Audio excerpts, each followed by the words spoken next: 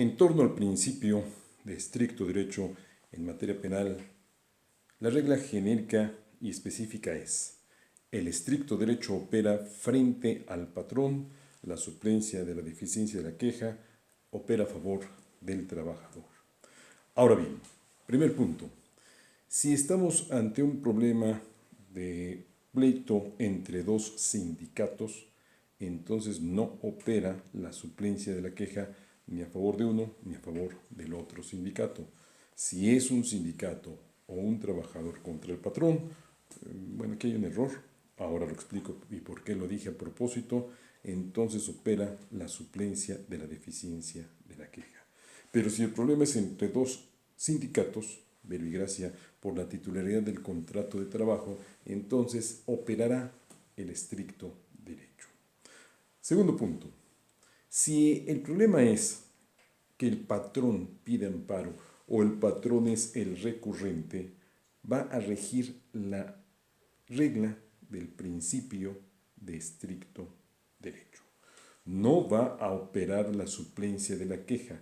La suplencia a favor del patrón única y exclusivamente rige cuando el patrón ha equivocado la denominación de la autoridad responsable.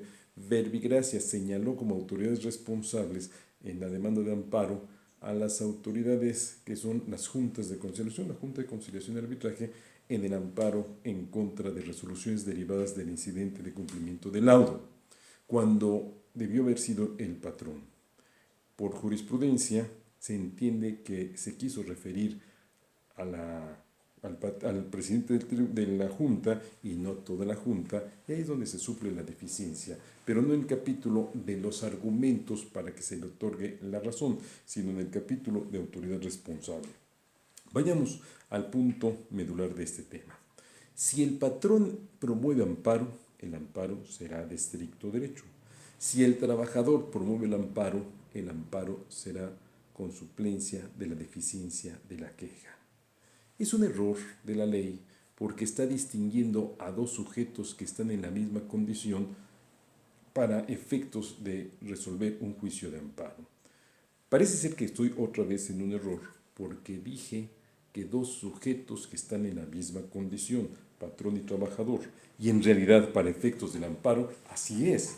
El amparo es un juicio que se entabla contra actos de autoridad. El problema que se está planteando es entre un gobernado, que puede ser el trabajador, que puede ser el patrón, frente a la autoridad. Los dos tienen la misma condición, la de gobernados. En esa perspectiva, entonces, estamos ante una injusticia de la ley de amparo por tratar de proteger al trabajador cuando ya no está en litis con el patrón, está en litis contra la autoridad.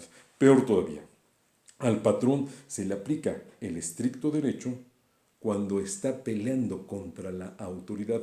Ya no es contra el trabajador, es porque el laudo fue mal dictado. Entonces debía haber un cambio aquí en la legislación nacional para efectos de darle cavidad al amparo con suplencia de la queja a favor del patrón. En última instancia, lo que se busca es única y exclusivamente que impere la Constitución. Si ese es el objetivo del juicio de amparo, ¿qué importa si el patrón, su abogado, se equivocó y no supo plantear debidamente la demanda de garantías? Por ello es por lo que debiera establecerse este principio con la excepción a favor del patrón.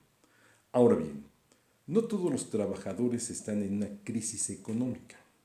No todos los patrones están en abundancia económica. No podemos decir que todos los patrones son malos y malvados y que todos los trabajadores son buenos y explotados. Hay trabajadores que nunca han sido trabajadores, pero han demandado y con suplencia han ganado.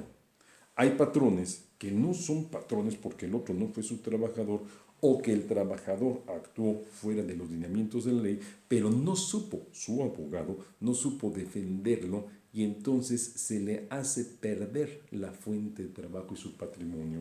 Piensen ustedes por un momento, nada más piensen por un momento en los dueños de una panificadora. Pero por favor, no piensen en una panificadora de aquellas que traen camionetitas para entregar el producto en las tiendas de autoservicios. sino las panificadoras, las panaderías de la esquina de la casa de ustedes. Y ahí van a encontrar un patrón. Y ese patrón no en todos los casos es un potentado. Hay ocasiones que ese patrón, al igual que la señora de la fonda de la esquina, al igual que el de la tortillería, etcétera, son trabajadores de ellos mismos y necesitan que alguien les ayude. Y van al día, están trabajando para subsistir. Y hay una demanda en que se les reclama determinadas prestaciones fuera de la lógica, fuera de la realidad, pero por un mal asesoramiento, una mala defensa, un mal abogado que llevó el asunto, pierden el juicio.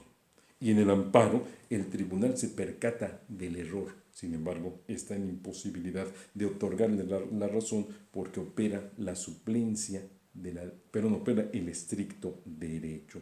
Vean por qué no estoy totalmente de acuerdo con esta regla del estricto derecho para el patrón y la suplencia de la deficiencia a favor del trabajador. Menos aún cuando no sé cuál es el argumento del Tribunal de Amparo para resolver con suplencia de la deficiencia a favor del trabajador. El patrón no tiene la noticia de qué es lo que va a tener en consideración en su momento el tribunal colegiado para dirimir la controversia.